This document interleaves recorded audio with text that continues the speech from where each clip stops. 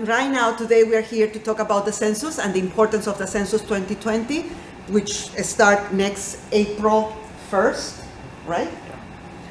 And we have invited James Tillmon from the New York, the U.S. Census Bureau, but the regional office. And with James, we know each other for so many years, also a resident of the community. And Amy Torres from the Chinese American Planning Council, who has been organizing people around the census and how to prepare, more important, how to prepare communities so we all are counted.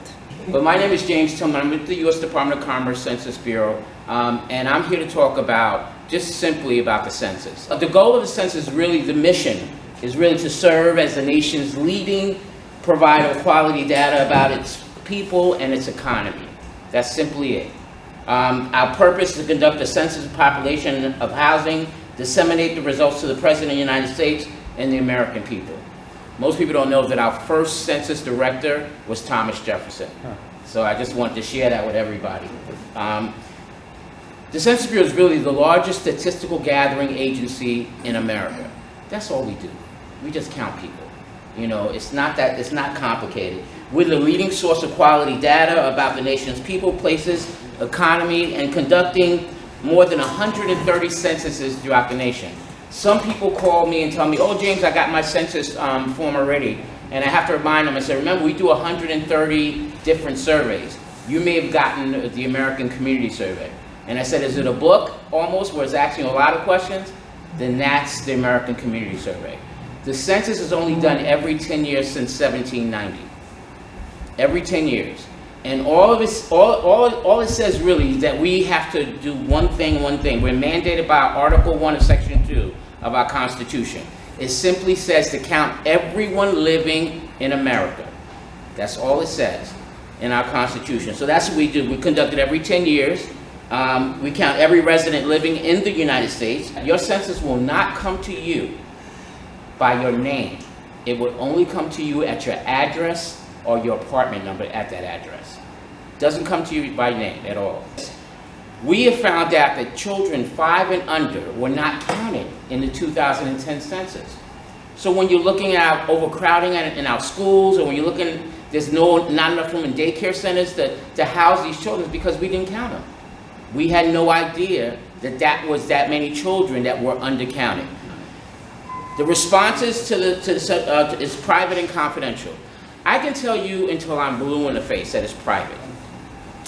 People are scared for whatever reason, be it the immigration services or ISIS or whatever. We cannot share any of that information with any other agency in any state or federal government. You know, the other day I was at Pink Houses doing a presentation, and the woman got up and said, well, I got 15 people to live in my apartment with me. I have a 1-bedroom, but I'm on the lease. Should I count those other 10 or 15 people? And I said, of course. We're not going to share that with housing. We're not going to go to NYCHA and say, okay, Ms. Gonzalez has 15 people living in her apartment. We would be in violation of the Constitution. You know, if I were to tell anything about anybody, I take an oath. And it's an oath that carries me throughout life. So I can be arrested anytime, you know. I take an oath that I will protect people's confidentiality. So if I share that information, I go to jail, a federal prison for 5 years, and I collect a $250,000 fine. I'm not interested in doing that. So we make sure that we protect everyone's privacy. It's critical.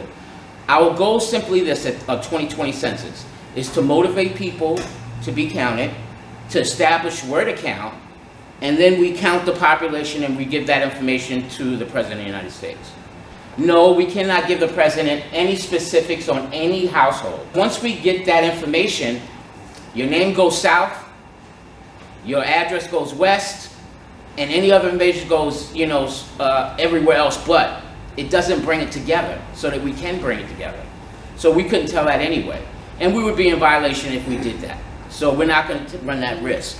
The 2020 census is really safe. It's safe, it's 10 questions. What we're going to do uniquely this time is the people are going to be able to answer their census form by mail, by internet, by telephone, and by some annoying person knocking at your door because you didn't answer your census form. That's really the only 4 ways that we're going to do it this time. I work with an organization called CPC, Chinese American Planning Council, and we are a social services organization. We started in Chinatown in 1965 at the end of the Chinese Exclusion years. Is anyone familiar with the Chinese Exclusion Act? Has anyone ever heard of that before? So this was after the railroads were built across the country. The railroad companies got what they wanted, the East Coast, the West Coast, they were finally connected.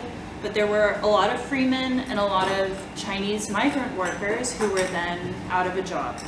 At the same time that the railroads got connected, the US underwent a recession, and there was a lot of economic anxiety about people of color, immigrants, taking jobs and not leaving enough jobs for the rest of America.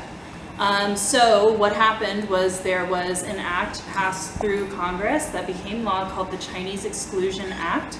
This, in 1890s, prevented any Chinese from coming over and reuniting with their families in the United States unless they had a rigorous amount of paperwork. And this stayed in place until 1965. So CPC was formed in 1965 in direct response to the huge amount of Asian immigrants that were finally reuniting with generations of family that they had lost or who were seeking opportunity here. And the story that I heard was that someone had a grocery van that they sold. They bought a storefront, they put a sign outside, and they said, "We will enroll your kids in public school," because the public schools were not equipped to speak Chinese and get children into classes. So that's how CPC formed. Today we're the largest social services organization for Asian Americans and Pacific Islanders in the country.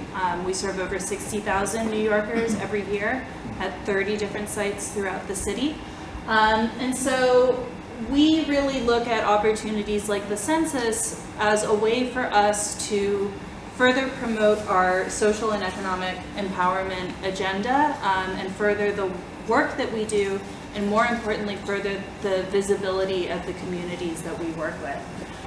So census is very important to us, and so James mentioned the article in our Constitution that mandates the census. This is what it looks like. So when someone asks you, what is the census? This is it.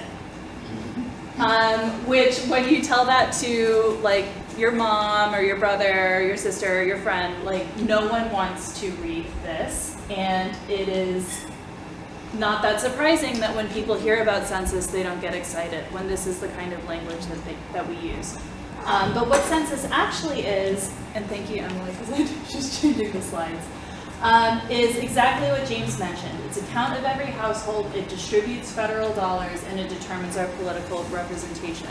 So every time you pay your taxes, all of those taxes go somewhere. We need to figure out where they go. The census helps determine that. So a 10-year count of the total population of the United States, because there's no other operation of this kind, the census is the largest peacetime operation that our country undertakes. So the only thing that is larger than the census is war, basically. So we really see this as an opportunity. There's so much resource and attention dedicated to the census. Let's use this as a path forward. And because it's so accurate, it is the source of data for many types of reports that come out. It's used in city and urban planning. It's used in basically anything that you can think of. Census data is used to plan and implement it. The distribution of federal funds. So over $800 billion of federal funds are sent back out to the states. We know that in New York State, in fiscal year 2017, New York overpaid the amount of taxes that we received back. So New York State contributed 24.1 billion taxes, more than we received back in federal funding. And how does federal funding get determined? It's all of the formulas that come out of the census. How many public schools do we need? Well, let's look at census data. How many hospitals do we need? How much should we dedicate for SNAP, for WIC, for public housing? You know, all of these programs follow a formula that is determined by census data. So if you have flawed census data, you have a flawed formula, that's a result that you have to live with for the next 10 years. And then our political representation. So there are 435 seats in Congress. We all know we get one president, we get 100 senators, and we get 435 congressional representatives. That changes every 10 years. So as James mentioned, the number has declined significantly. Since the year 1980, New York State has lost, I think, 8 total. 8 representatives in the House of Congress, that's the size of other states. So we've effectively lost a full state just from our population decline, and what some would say also because of an undercount. So why does the census matter? Let's talk a little bit about what's at stake. So for community-based organizations like us, or like you, or for folks that work at community-based organization, remember all that data and that planning that we talked about? It really hurts our work. How much community block grants can we apply for? How many after-school services is our city going to provide? These are all determined by census data. So if we have bad data, we've got bad results. Cities and counties, they need accurate planning also. So was anyone around during Hurricane Sandy? So you may remember there were a lot of emergency routes. There were a lot of folks on the ground trying to get food out to people who were isolated. There was a lot of planning that went on in an emergency response. How did they know where people were living? How did they know where resources should be spent first? The census. Everything from how hospitals plan where emergency vehicles go, how fire departments determine which is the fastest route to get from one place to another, it's all derived from census data.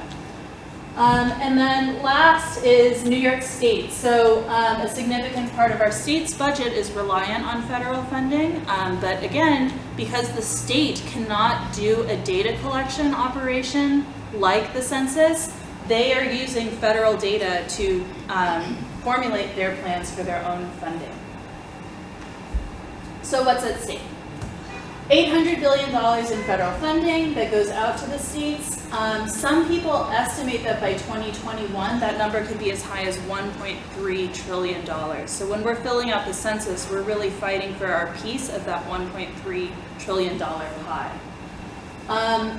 New York State in 2016 received $73 billion, but again, as I mentioned, we over-contribute from our tax base. And there's a variety of reasons for that. It's, you know, the types of taxes that we contribute, but it's also where do those federal funds go? And it's not a one-to-one. So if we contribute $2 in taxes, that doesn't mean we're going to get $2 in federal funds back. That is determined by the census. And then our political representation. So this is a map of our House of Representatives. The different colored dots, I know they're hard to see, but they're different states. So the reason I include this is we know that so much of decision-making that affects our daily lives is determined by Congress. The House of Representatives, they're the ones who determine the budget. So when people are saying things like defund ICE, guess who gets to make that decision and guess who gets to draft that budget? It's the House of Representatives. When people are saying we need more money for SNAP, guess who's making those decisions? The House of Representatives.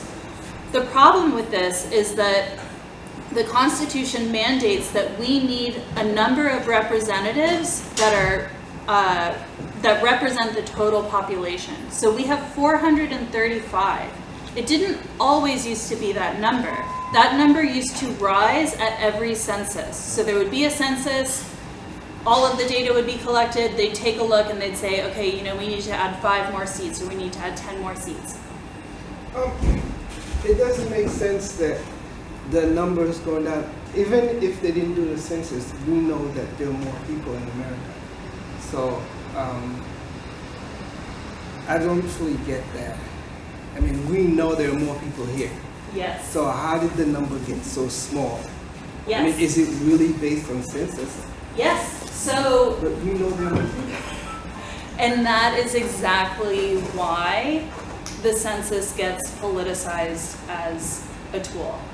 which I want to talk about, because when we are only reliant on one single source to determine this much money and power, the census is only 10 questions. But if you make the barriers to answering those 10 questions, or if you disincentivize people from thinking that those 10 questions are important, guess what? The people in power get to say, well, you didn't fill it out, so you don't count. Even if you're here, we know you're here, but we're not counting you for our purposes. And that is something that we are explicitly fighting against, and that these kinds of spaces where we're building on each other's knowledge, we are challenging that notion. So for our stake in Congress, just as a, sorry, thank you, Emily. One representative is supposed to equal an average of 747,000 Americans. That 1 to 747,000, that is the highest of any industrialized democracy. So we should actually have more than 435 people representing us, but it has not, they have not raised the number of representatives since 1911. Who raises them? Who raises them? Congress. The House? Yeah, so they would need to introduce legislation, both sides would need to agree, and they'd need to vote on it. That 435 number, by the time we get to 2021, which means we're living with Census 2020 results, that means it's been over 110 years since Congress grew in size. But our nationwide population has grown far beyond that. So the amount of people making decisions for you are making decisions for a larger and larger group. Not to mention that even across states, the variability is huge. So Montana has one representative in the House of Representatives. Rhode Island has 2. If you look at their population difference, Rhode Island was tipped just over the edge to qualify them for 2. So that means for everyone in Montana, their ratio in Congress is 1 congressperson to 1 million people. In Rhode Island, it's 1 to, I mean, I still think that number is huge, 520,000. But what does that mean in terms of the balance of power? That means you are a more valuable American or a better represented American in a state like Rhode Island than you are in states like Montana. And it's all because that cap is artificially set. The census is not going to fix that cap, but it makes every seat we lose so incredibly important. All of these things are at stake: our federal funding, our political representation, the accurate data that we need for reports. And it's exactly as you said, we know that there are more people living in the United States. We know there are people that get undercounted. We know that there are not always good practices to estimate. You know, if someone never fills out their form, if someone knocks on their door and they never answer, there are other administrative records that the Census Bureau can use. They can look at postal records and see, you know, it looks like someone's living there. They can ask around and see, hey, it looks like maybe a family's living here. But what happens is people do get undercounted. And when you get undercounted, you miss out on 10 years of resources, which means when it's time to count again, you're that much further behind. Is the census biased? On the face of it, no. It's 10 questions. But the process by which the census is implemented, or the way that it's planned for, can create bias. It can make it harder for some folks to respond. So what's new in Census 2020? We know that the Citizenship Question received a lot of media attention. We're so happy that it is no longer on the census form. Even though we know that census data is protected, when we talk about the newest Americans, folks who maybe never took a census before because they've just moved to this country 5 years ago, when you add that and all of the fears and anxieties that are coming out of the federal administration, not to mention communities of color that are already over-surveilled and over-policed, adding a question like that is just like throwing a sledgehammer at all of the hopes and dreams that we want out of the census, which is that it's very important that you are counted so you get the resources that you need. It's removed, hooray, in a lot of ways, the damage is already done. CPC, because we serve a large Asian American community, we did a reading of all of the major newspapers. There were only 3 articles about the removal of the citizenship question. So unless you're really paying attention, you may be operating under the assumption that it's still there. Another important change is that there has been a lot of advocacy to change the way that questions are added or are phrased on the census. So there's a change in how you are able to identify an unmarried partner or spouse. And importantly, there's also a gender binary on the census form. So folks that do not identify as one gender or another would either need to write over it, which could invalidate their response, or choose something that doesn't necessarily represent their identity. And then the other, in terms of questions, is there's some national origin changes for additional races. So the Asian American community, the origin countries that Asian Americans come from speak over 40 languages. And then within those languages, countless other dialects. So normally when you ask someone, are you Asian American, they may not necessarily identify with that, but they may identify with being Vietnamese, or they may identify with being Filipino. So with some successful advocacy and policy making, Asian Americans were able to disaggregate their census question. So now you can choose, I'm, Chinese, or I'm Taiwanese, or I'm Japanese on your census form. That's a huge win for us because we have very clear information about different parts of our community. That hasn't yet happened for other communities. So there's a really great group here in Brooklyn doing something called the Nick Black campaign, because a lot of the Check Black campaign. NYC Black, Nick Black, Check Black. So yeah, but I would be happy to share. Yeah, so Medgar Evers College School of Law and Social Justice, they have a campaign to talk through how folks from the African diaspora experience the word Black and how they identify with the word Black. So we know that Afro-Latin and Afro-Caribbean communities have different ways of how they self-identify, and by having these very rigid answers on the census could deter someone from identifying with that question and potentially not filling it out. Not filling out one question is better than not filling out full stop, but remember, this is the most accurate data that we have about all of our communities. So if we don't know what communities are living where and what resources they need, we can't really tailor supports for those communities either. To emphasize that the citizenship question has been removed, because I agree with you, damage has been done.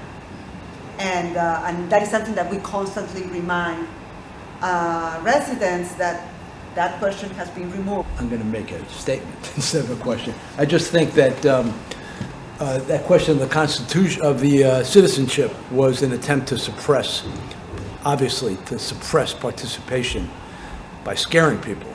But there's a much bigger question, and that is the whole atmosphere created by the Trump administration and their, attitudes towards refugees and immigrants that has a huge effect on scaring people from participating, filling out anything that goes back to the federal government. Despite what you say, that fear is very real.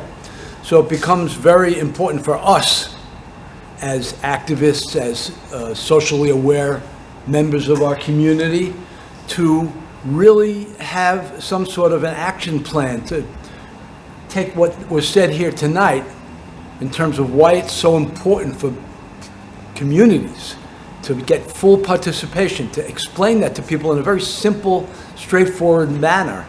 This is about funding our schools. This is about daycare centers in our community.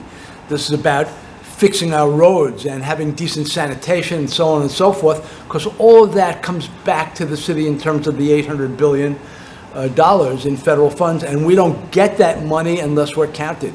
So I think Brooklyn for Peace, UCC, anybody else here who's a member of a church or whatever, has to speak up and try to explain that to people, that it's so very important that this census be filled out by as many people as possible, and that it's a good thing, not a bad thing, and nothing to be scared of.